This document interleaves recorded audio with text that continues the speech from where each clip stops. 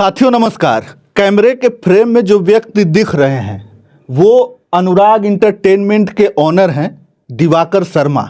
और स्क्रीन पर जो आपको वो फोटो दिख रहा होगा हनी सिंह है और बगल में जो है ईशा गुप्ता। वो गाना जो है इस समय ट्रेंड कर रहा है जिसमें रागिनी विश्वकर्मा ने अपने बोल दिए हैं, उन्होंने गाया है, देख लीजिए।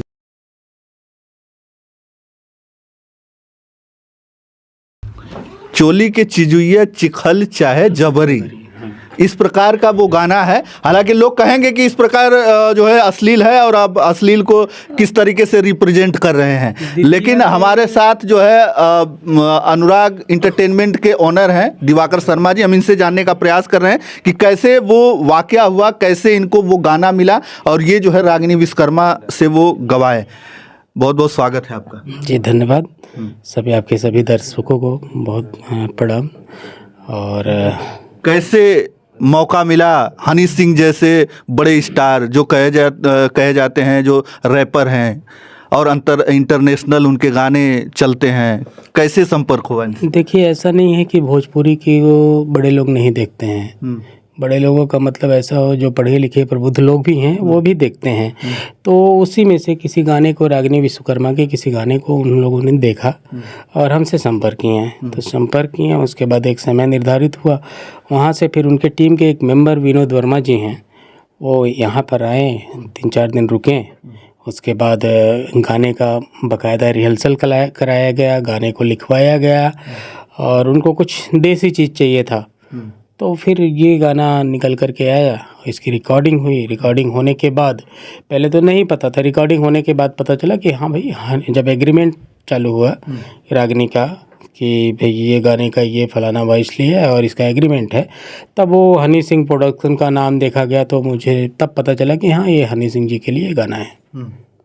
तो मतलब उससे पहले आपको पता नहीं था कि हनी सिंह के लिए गाना गाने? उसके पहले ऐसा बताया नहीं गया था। उसका भी कुछ कारण रहा होगा कि जो भी कारण रहे हों। तो फिर पता चला कि भाई ये हनी सिंह जी के लिए है। उसके बाद फिर जो गाने गए, कुछ और भी गाने थे साथ में गए थे और शायद हो सकता है कि आगे भी आए हो। तो उसमें से जो पहला गाना ये है, यह सेलेक्ट हुआ। और उसके बाद टीजर जिस दिन रिलीज होता है उस दिन विनोद वर्मा जी का फ़ोन आता है। वो बोलते हैं कि दिवाकर जी बधाई हो, आपका गाना सेलेक्ट हो गया, ये मैनियाक में आ रहा है। ठीक है, कौन सा आ रहा है वो सुन नहीं पाए थे क्योंकि हनी सिंह जी बाहर ज़्यादातर रहते हैं, तो सुन नहीं पाए थे। और उनसे मीटिंग थी, बुलाए थे ऑफिस वगैरह पे जो भी है।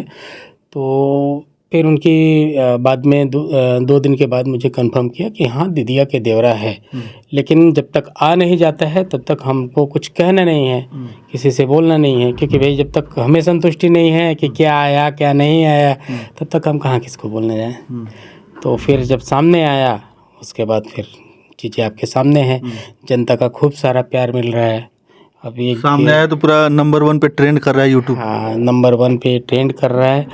और शायद ही पता नहीं कोई भोजपुरी के जो बड़े बड़े स्टार हैं वो नंबर 1 पे कभी रहे हों कि नहीं रहे हों, मुझे तो आइडिया नहीं। लेकिन ये जो गाना है वो अभी फ़िलहाल नंबर 1 पे है और अभी 21 मिलियन तक हो चुका है और आगे भी बहुत जाएगा। 24 मतलब कुछ 25-26 घंटे हो गए, तो देखते हैं। अच्छा, ये क्या कारण है कि मतलब रागिनी विश्वकर्मा के गाने जो है, गाने गाती थी वो उनके नज़र में आ गया और भोजपुरी इंडस्ट्री के बड़े बड़े कलाकार हैं, बड़े बड़े दिग्गज हैं, उनके नज़र में नहीं आई रागिनी विश्वकर्मा? अब कैसा है, रागिनी विश्वकर्मा ने एक गाना गाया था, गेट बाहर करो, नहीं, मैं उसको थोड़ा सा दिखाना चाहूँगा।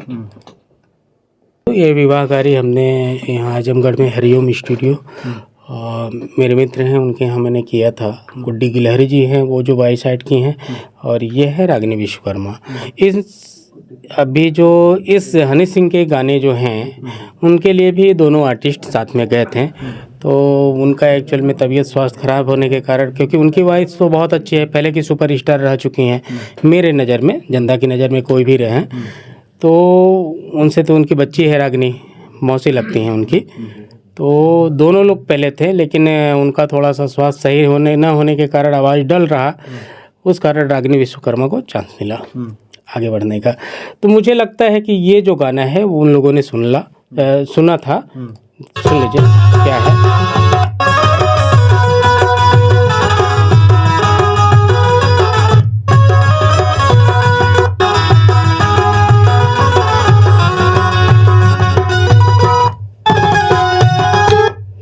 इसके बारे में बता दूं, यह गाना हमारा है क्योंकि हमने रिकॉर्ड किया। जो धुन है वो पारंपरिक है। धर्मगुरु करके एक राइटर हैं, उन्होंने इसमें सुधार करके मुझे दिया था। तो धुन जो है वो पारंपरिक है, विवाह गारी गीत है और हमारे उत्तर प्रदेश और बिहार में ये सब विवाह के समय में गाए जाते हैं। तो वह गाना मैंने रिकॉर्ड करवाया था, आज 3 साल हो चुके हैं इसको। बहुत अच्छा चला। कुछ पिछले साल में एक सीरियल आया वेरी पारिवारिक, तो वेरी पारिवारिक वाले ने यदि हमसे पूछा नहीं तो चुराना ही हुआ। तो चुरा करके इस आवाज़ को अपने सीरियलों में खूब चलवाए। ठीक है, बहुत वायरल हुआ और चला भी, अभी भी चल रहा है। उनके पहले के एपिसोड में रागिनी की आवाज़ होगी, लेकिन रागिनी को वहाँ पे क्रेडिट नहीं दिया है। ठीक है, चुराए कोई बात नहीं है, क्रेडिट। लेकिन मुझे लगता है इसी गाने से यह जो अवसर मिला है वो है, तो रागिनी को ऑब्वियसली क्रेडिट तो मिल ही गया। तो ये है, मतलब चुराया और जो है ये उन लोगों की नज़र पड़ी और इसके बाद जो है उन्होंने संपर्क किया, आपसे संपर्क किया। हाँ, मुझसे ही संपर्क किया। हालांकि वो जो गाने हैं मेन तो वो तो अपने साउंड में डाले थे, मतलब सीरियल के बीच में डाले थे। ये यहाँ पे था हमारे चैनल पे, तो हमारे चैनल से ही देखा गया। तो ये गाना जो लिखा है वो वही लोग लिख के दिए थे गाने को?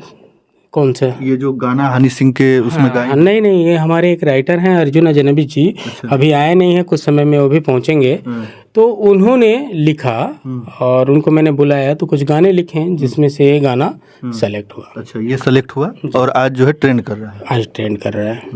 तो अर्जुन अजनबी जी ने लिखा और इसके बाद रागिनी ने गाया और विनोद वर्मा जी ने गवाया और हनी सिंह जी के लिए। अच्छा, कुछ लोग ये भी कहेंगे अब कि जो है ये तो अश्लील गा दी, चोलिया ढोड़िया, फिर उन्होंने जो है इंटरनेशनल लेवल पे भोजपुरी को ले जाके और फिर यही गाना आपने रिप्रेजेंट कर दिया भोजपुरी को इसी गाने से, ऐसा लोग कहेंगे। वो तो हनी सिंह जी से पूछना पड़ेगा कि अश्लील है क्या है, या मेरे राइटर से पूछना पड़ेगा। जिन राइटर साहब ने लिखा कि चोलिया के चीजी हुआ, भाई उसका कुछ होगा उनका जवाब।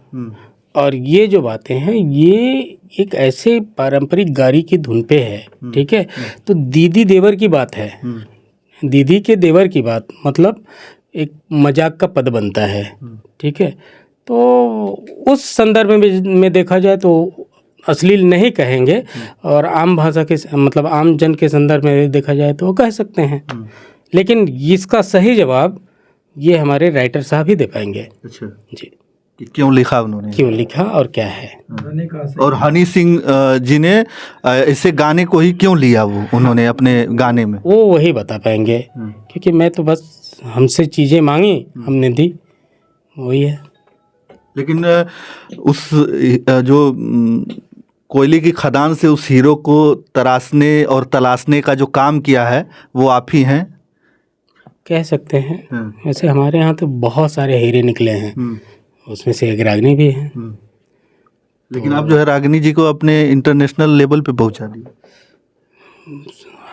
एक्चुअली में मैंने कुछ आपका योगदान है, आप ही का योगदान कहा जाएगा ना, क्योंकि आप ही के स्टूडियो से और जब से रागिनी विश्वकर्मा वायरल हुई है तब से आप ही के साथ दिखती हैं, कह सकते हैं। लेकिन ये जनता का प्रेम है, ठीक है, और कुछ नहीं है, और उनका भाग्य भी बोल सकते हैं। क्योंकि बहुत सारे सिंगर पड़े हुए हैं और सबका कुछ ना कुछ चलते ही रहता है। तो भाग्य बोलने या जनता का प्रेम बोलने। और भी कलाकारों का फ़ोन, मुझे बड़े बड़े दिग्गज हैं लोग इंडस्ट्री में, नाम ले लूँ मैं तो बड़े बड़े लोग हैं जो अपने आप को कहते हैं कि हमसे ही चलती है भोजपुरी इंडस्ट्री, हमारी ही है। जैसे बहुत सारे लोग हैं इंडस्ट्री में। फिल्म इंडस्ट्री की हम बात करें तो पवन जी हैं, खेसारी लाल यादव हैं। इन लोगों ने आप लोगों को कभी संपर्क किया कि आप हमारे साथ गाइए थोड़ा सा गाना? नहीं, एक्चुअली में मौका मिला। एक बार रागिनी ने जब पहली बार वायरल हुई थी तो खेसारी लाल का क्या नाम है, मछली के जैसे तड़पे जवानी, ठीक है, उसको गाई थी ढोलक हारमोनियम पे, मैं ही रिकॉर्ड किया था। और वह गाना खूब वायरल हुआ था। मुझे लगता है जितना खेसारी का पहले नहीं चला होगा, या खेसारी लाल जी, खेसारी लाल यादव जी जो भी है, जैसा भी शब्द सबके मुँह से निकले, तो उनका पहले जितना नहीं चला था उससे ज़्यादा रागनी के वायरल होने पे चलने लगा या चला, या उस गाने को जो प्रसिद्धि दिलाई वो रागनी विश्वकर्मा का जो हंसता हुआ चेहरा था वो था। तो उन सब चीज़ों के लेकर के खेसारी लाल जी की टीम ने मुझसे संपर्क किया था। तो मैं रागनी को लेके गया था गोरखपुर में। एक मेरे मित्र हैं मुन्ना मिश्रा जी, उन्हीं के स्टूडियो पे गए थे और वहीं बातचीत हुई थी। वो वीडियो भी पड़ा हुआ है, पहले का है। तो उन्होंने बोला था कि बेटा बढ़िया कर रहे हो, अच्छा है, गाओ, तुम्हारा मेरे से मतलब गा सकती हो मेरे गाने। क्योंकि रागनी खेसारी लाल, पवन सिंह जी, रितेश जी या सबके ही गाने ढोलक हारमोनिया पे गाती बजाती थी और वही उनका काम था, गा बजा करके 2 पैसे कमाना और अपने जीवन को चलाना, यही सारा काम था इन लोगों का। तो वही सब करते थे। फिर जब यहाँ पे वायरल होने के बाद मैं बनारस लेके आया, फिर नए नए गाने गवाने लगा, तो फिर जा कर के इनका अलग एक पहचान बना। और उसके पहले तो इन सभी लोगों के गाने गाती थी। तब से, जब से बनारस आई हैं, तब से अपना नया कुछ करने लगी हैं। इन लोगों ने अपने गाने में मौका दिया कभी? हाँ, मौका की बात तो खेसारी लाल जी ने बोला था करने के लिए। मैंने उनको कुछ गाने भी भेजे थे, 3-4 गाने मैंने बोले कि वैसी राइटर से लिखवा करके भेजिए, तो भेजे थे। लेकिन उसके बाद से उसका कुछ अता पता नहीं हुआ और बाद में संपर्क भी नहीं हुआ। अब संपर्क कर रहे हैं लोग कि नहीं? अभी तक तो कोई कॉल्स आया नहीं है। चैनल पे नंबर भी है, सब कुछ है, तो ऐसा कोई कॉल नहीं है। मैसेज वगैरह, कुछ बधाई वगैरह कि नहीं, आपने अच्छा किया, भोजपुरी को आपने उस लेवल पर लेके गई, आप इस तरीके के गाने को अपने वहाँ पर जाके? मैंने बधाई का एक मैसेज फेसबुक पे देखा था। एक अनुराग पंडित करके गायक हैं, शायद अनुराग पंडित या कुछ है, उन्होंने किया था। ये अपने अवधि क्षेत्र के हैं, उनका मैंने देखा था, बाकी किसी का नहीं देखा था। लेकिन जो व्यूवर हैं, जो यूट्यूबर हैं, वह सब भरपूर बधाई दे रहे हैं। मतलब मैं कल से दिन रात फ़ोन आ रहे हैं मुझे, रात को 2 बजे तक फ़ोन आए हैं। और बहुत सारे पत्रकार बंधु, यूट्यूबर या हनी सिंह को चाहने वाले या रागनी के चाहने वाले, सबके कॉल्स आए हैं। सबके कॉल्स मतलब सुबह 6 बजे से लेके रात के 2 बजे तक मैं कॉल्स उठाया हूँ। और कमेंट भी जो लोग कर रहे हैं, बड़ा अच्छे अच्छे लोग कमेंट कर रहे हैं कि वाह, भोजपुरी अब जो है इस लेवल पे भी गाई जाने लगी और सुनी जाने लगी। अब वो बढ़िया ही है, क्योंकि अभी तक तो यहाँ तक नहीं हुआ था। एक नए तरीके से चीज़ें हो गई तो बढ़िया ही है और होना भी चाहिए। तो चलिए, ये अनुराग एंटरटेनमेंट के ओनर हैं दिवाकर शर्मा जी, हम इनसे बात कर रहे थे। और ये ऐसे ऐसे हीरो की तलाश करते हैं और उनको तराशने और तलाशने का काम करते हैं। और उसी में से एक रागिनी विश्वकर्मा जी थी, जिनको इन्होंने तलाशा और तराशा और आज जो है ऐसे मुकाम तक पहुंचा दिया है कि लोग सोच रहे होंगे कि वहां तक हम पहुंच पाएंगे कि नहीं। वहां तक आपने पहुंचा दिया है, हमको लगता है। इसमें क्या है कि मेहनत जरूरी है, कर्म करना अपने बस में है, वह करना चाहिए। अब गीता में भी कहा गया है कि फल की चिंता मत करो, कर्म करो। तो वही है, जो होना होता है वो होगा ही। और लेकिन अपने बस में जो है वो हमें करना चाहिए। हम लोग जो अपने बस में है वही कर रहे हैं। अब कोई भी आर्टिस्ट सपोज मेरे यहाँ से वायरल हो रहा है या जो कुछ भी हो रहा है, लेकिन मैं पूरे ईमानदारी के साथ उसके साथ कार्य करता हूँ। जो भी जितनी भी मेरी समझ है या जो भी मैं जानता हूँ उसमें पूरा 100% लगाता हूँ। तो बस उसका नसीब आगेगा और उसकी मेहनत उसकी किस्मत। बस प्रयास मेरा जो भी रहता है, किसी के भी साथ काम करता हूँ तो भरपूर रहता है। क्योंकि वहाँ पे ये ठीक है, यूट्यूब से चैनल की कमाई वमाई जो हो रही है, लेकिन ऐसा कुछ स्वार्थ नहीं रहता है कि भाई किसी भी प्रकार का कि तुम मेरे लिए आगे बढ़ जाओगे तो मेरे लिए ही गाओ या ऐसा करो। ऐसा कभी नहीं। मैंने रागनी को भी कभी बंधक नहीं रखा कि भाई रागनी मेरे लिए ही गाना है तुमको। अब स्वतंत्र हो, जहाँ चाहो जैसे चाहो गाओ और आगे बढ़ो। झुल्लुर हमारे यहाँ से बढ़े, उनको भी मैंने कभी नहीं बोला कि भाई हमारे लिए ही गाओ, ऐसा कभी नहीं मैंने बोला। ऐसे 2-4 स्टार और भी छोटे छोटे स्टार ही बोलेंगे, तो वो लोग भी आगे आए। मैंने कभी किसी को ये नहीं बोला कि भाई हमारे लिए ही काम करो, आपका नसीब, आपका किस्मत। और हमारा जो मेहनत है वो तो सामने ही है, दिख ही रहा है। तो मेहनत रंग लाई है। दिवाकर जी हैं, दिवाकर शर्मा जी, और इन लोगों की मेहनत ही हम कहेंगे, और रागिनी विश्वकर्मा की किस्मत जो उनको आज वहाँ तक ले गई। हालांकि पढ़ी लिखी नहीं है, गाने रिकॉर्ड करने में उनको जो है रिहर्सल करवाने में बहुत मेहनत लगती होगी। यदि वो पढ़ी होती तो कलेक्टर होती। अच्छा। रागिनी यदि पढ़ी होती तो कलेक्टर होती, उससे कम नहीं होती। अच्छा। यदि हम लोगों को साधारण एक पन्ना दे दिया जाए याद करने के लिए, वह नहीं याद हो पाएगा। लेकिन यह जो लड़की है, यह लड़की एक दिन में कम से कम 10 गाने याद कर सकती है। तो इसकी जो मेमोरी है, जो क्षमता है और जो पावर है, वो काफ़ी अधिक है। पढ़ाने की कोशिश हम लोगों ने की, लेकिन उसको नहीं समझ आया, तो वो नहीं पढ़ना चाहती। तो देखिए आगे हो सकता है मन बदले और पढ़ने के लिए भाई कुछ भी लिख पढ़ लेना, वो समझ लेना, ताकि कल को कोई मूर्ख न बना सके, तो उतना होना चाहिए। तो वो कोशिश हम लोगों ने की है, लेकिन अब समझ लेवे तो फिर बढ़िया है। चलिए, हमसे जुड़ने के लिए बहुत बहुत धन्यवाद। हमारे साथ दिवाकर शर्मा जी थे, और यही वो स्टूडियो है जहाँ पर रिहर्सल हुआ, और इसके बाद यहीं से रिहर्सल होके वो रागिनी विश्वकर्मा गई, और वो गाना हनी सिंह के साथ जो 2 मिनट 58 सेकेंड का वो गाना है, इस समय ट्रेंड कर रहा है म्यूजिक में यूट्यूब पे। तो यही वो दिवाकर शर्मा है जिन्होंने उस रागिनी विश्वकर्मा को तलाशा और तराशा, और आज उस लेवल तक समझ लीजिए पहुंचा दिया। इनका बहुत बड़ा योगदान है। तो बाकी आप कमेंट करके बताइएगा कि कैसा रहा हमारा जो है इनकी बातचीत और हमारी बातचीत। तो आप लोग कमेंट करके बताइएगा, और इस वीडियो को ज़्यादा से ज़्यादा शेयर जरूर कीजिएगा। चलिए, इस वीडियो में इतना ही। धन्यवाद।